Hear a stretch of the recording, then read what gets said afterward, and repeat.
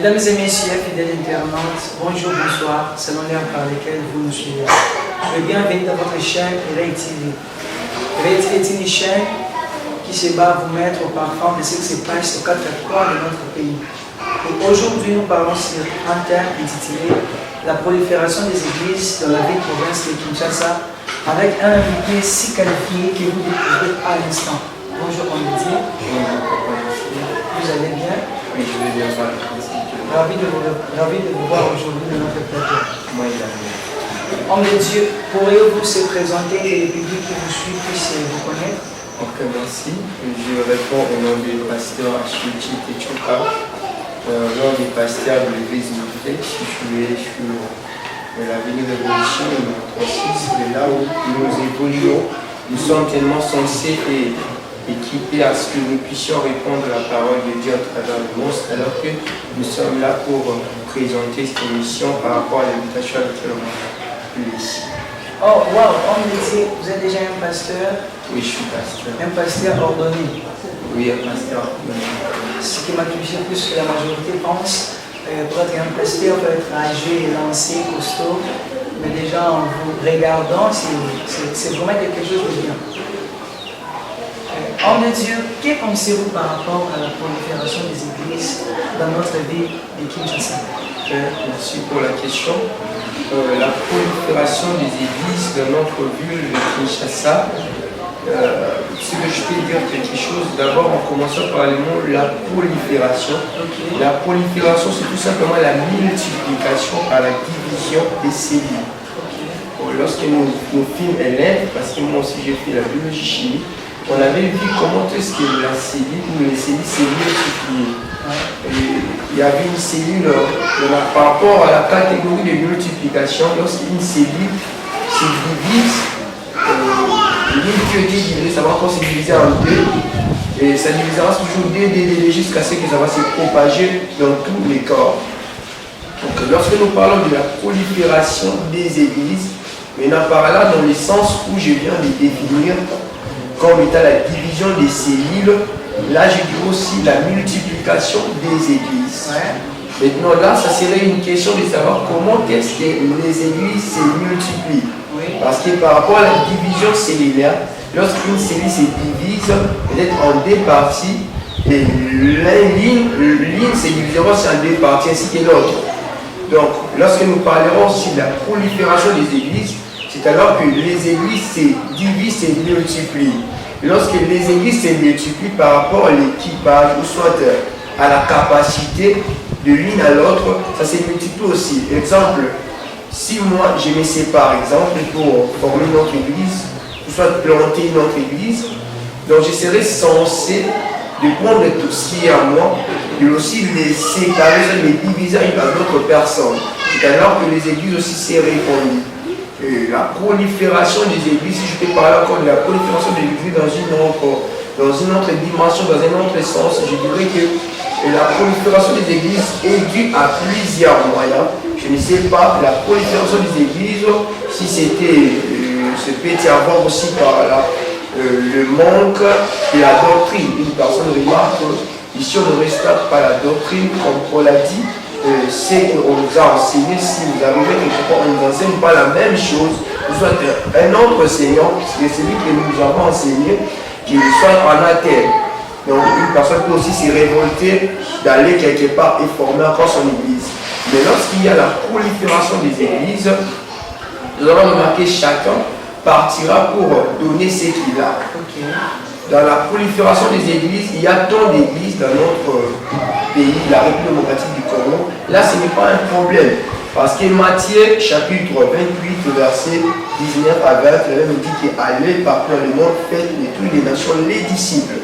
D'autres disent mes disciples, mais moi j'ai dit dans ma Bible, on a dit les disciples. Donc, celui qui part pour former une personne, il le forme par rapport à ce que lui a. Il forme les disciples par rapport à ce que lui a. N'est-ce pas? Il donne ce que lui a dans sa tête. N'est-ce pas? Il peut former un disciple qui soit un rebelle, les instruments qu'il a à main, il peut aussi donner à la personne qui sera identique à celui qu'il a formé. N'est-ce pas? Dans la prolifération des églises, Ce qui s'est fait un problème, ce n'est pas que les églises soient nombreuses. Parce que c'est dans la vision du Seigneur que les gens partent pour qu'ils fassent les gens les disciples. Mais les problèmes, comment alors faire les gens les disciples, par quel instrument faire quelqu'un des disciples? C'est ça maintenant ce qui pose un problème. Homme de Dieu, je voulais savoir, en vous écoutant, par rapport à la prolifération des églises de notre ville de Kinshasa, cette dernière apporte, en fait, je dirais, la prolifération des églises apporte l'élévation côté ecclésiastique, soit cette dernière construit une destruction côté ecclésiastique, puisque je dirais, ici à Kinshasa, dans presque toutes les avenirs, vous trouverez des églises. Mais dans presque toutes les avenirs, vous trouverez des koulouna, dans les bars, il y a toujours des plans. Alors, par rapport à la prolifération, si cela est bien, comment pourriez-vous expliquer le public par rapport à cette tragédie qui traverse notre ville de Kinshasa? Donc, merci pour la question. Ma réponse est celle-ci. Je ne peux pas répondre seulement à une seule facette, je répondrai à deux facettes. Pour dire que la prolifération des églises dans notre pays, ce n'est pas mauvais. La prolifération de notre pays est bonne. Pourquoi? Bien qu'il y a des coules qui se multiplient, dans cette multitude-là des coules, il y a aussi des chrétiens qui se multiplient. Il n'y a pas seulement les coulours, il y a aussi les chrétiens, les gens qui croient au Seigneur Jésus-Christ véritablement comme étant Seigneur et Sauveur. Il y a aussi dans ces vagues-là, dans cette vague plutôt, voulais-je dire, il y a aussi des coulours qui sont aussi formés dans ce point-là. Est-ce que c'est là, ce serait-tu là un peu pour nous de dire que la prolifération est mauvaise? La prolifération serait juste mauvais que lorsque l'enseignement ou la doctrine que les gens donnent ne correspond pas à ce que les apôtres a laissé pour que cela soit propagé dans le monde. Exemple, si moi je forme une église dans le but d'avoir les gens, d'avoir les armes, d'avoir peut-être l'argent. D'ailleurs, la motivation par laquelle je fonde, soit je bâtis mon église, ce n'est pas du tout bon. Lorsque toute personne qui viendra là, j'aurais tendance de le bercer, de le cajoler, qu'il y a la nature. Mais si je bâtis l'église, soit je construis l'église, afin que les gens viennent pour trouver le Seigneur Jésus-Christ et qu'ils demeurent avec lui dans leur maison, dans leur vie tout entière et éternellement, c'est alors que la prolifération ne sera pas une mauvaise chose. Homme de Dieu, j'ai posé cette question pourquoi? Parce que beaucoup plus jouer côté église de réveil. Comment pouvez-vous nous faire croire? Vous êtes un homme de Dieu, vous avez reçu l'appel du Seigneur, mais vous êtes venu bâtir peut-être à Ngaba, dans une avenue où vous trouvez déjà il y a deux ou trois églises. On sous-entend que les pasteurs qui sont là sont censés de gagner les âmes qui sont au parage de leur église. Mais vous venez encore pour bâtir dans le but d'avoir 4, 5 églises dans une même avenue. Et cela donne beaucoup de sons de cloche. Vous verrez, les gens disent, ce n'est pas le cas, même dans les bars. Ici, il y a Bralima, de l'autre côté, il y a Bras Congo. Comment vous et moi, nous servons un seul Dieu? Mais vous et moi, vous refusez d'être loin, faites de bâtir loin, que de venir bâtir là où moi je suis, tandis que j'ai déjà assujetti ce terrain spirituellement. Merci. Je peux dire une chose. Dans ce que vous avez dit, il y avait déjà une église et qu'une autre église vient de s'y ajouter. Là, je dirais que dans le monde ici, nous sommes divisés comme la Bible nous dit dans le livre de Genèse. Il y a le ténèbre ainsi que la lumière. Là où il y a déjà la lumière, là c'est déjà le monde où Dieu a voulu, il a accepté la lumière, il a rejeté les ténèbres. Parce que dans le monde de Dieu, comme ça fait déjà partie dans cette contrée-là, il y a déjà des chrétiens où une autre personne vient pour mettre son église là-bas. Dieu lui-même est le maître de son œuvre. Il va vouloir équilibrer certaines choses. Si réellement la vision vient de Dieu, Dieu voudra faire de sorte que celui-là qui était déjà là avant, qu'il ne soit pas empêché par celui qui vient de planter son église, d'implanter plutôt son église. Donc, si cela est de Dieu, Dieu fera de sorte que ceux qui sont là-bas, qu'ils soient bien hébergés et aussi de l'autre côté aussi. Mais si ce n'est pas de Dieu, Dieu fera de sorte qu'il y ait aussi une personne qui va quitter et l'autre va rester. Parce que les ténèbres ne se cohabitent pas avec la lumière. Il faudrait qu'il y ait la prolifération des églises, bien que nous remarquons dans une avenue, il y a 4-5 églises. Mais aussi, dans une avenue, il y a des groupes de koulouna. Dans une avenue, il y a des bars. Là, il n'y a pas un problème. Mais lorsqu'il y a seulement beaucoup d'églises, les gens disent que non, il n'y a pas de bonnes choses. Mais lorsqu'il y a beaucoup de bars, les gens ne discutent pas. Mais alors, dans les bars, là, on forme aussi des gens à être des gens qui prennent des alcools, à fumer, à faire de n'importe quoi. Mais dans les églises, on apprend aux gens comment on respecte la parole de Dieu, même si c'est libre. On veut dire que si l'église là est dans la place où une autre église vient de s'implanter, là, je dirais que peut-être que la mission, peut-être que Dieu a voulu ajouter une autre personne parce que les combats de cette contrée-là est encore aussi vaste, peut-être. Dans ce sens-là. Et dans une autre facette, je dirais aussi, si c'est dans les combats, ou soit de chercher à ce que moi je sois fort, lui là est petit, mais de savoir que c'est Dieu même qui nous équipe. Là, c'est les combats de dire à Dieu que Seigneur, tu n'es pas juste, parce que moi tu m'as donné plus, c'est là que tu m'as donné plus, c'est ingéré autrement. C'est ce que je peux dire. Ok, ce que les publics qui vous suivent, par rapport à votre réponse, nous diront, dans une avenue, si nous trouvons 3, 4, 5 églises, c'est pas mauvais. C'est pas mauvais. Puisque dans une avenue aussi, nous trouvons des bars, des groupes de koulouna. Alors, homme de Dieu, en étant chrétien, en étant enfant de Dieu, avec cette multiplication des églises, comment pouvons-nous reconnaître une bonne église? Puisque vous aviez dit, la multiplication n'est pas mauvaise. C'est qu'on sous-entend, suite à la multiplication, toutes ces églises sont bonnes. Merci pour la question. De dire que l'église là est mauvaise, celle-là est bonne. Là, on attend que notre Seigneur Jésus-Christ, parce que dans le verset chapitre 7, verset 21, ça nous présente qu'il y a eu des prophètes. Les prophètes, ont parlé aussi de Jésus. Ils ont péché aussi par Jésus. Ils ont prêché par Jésus, je voulais dire, parce que le moyen c'était Jésus pour qu'il fasse répondre la parole. Maintenant, à la fin, on a dit qu'on ne vous connaît pas.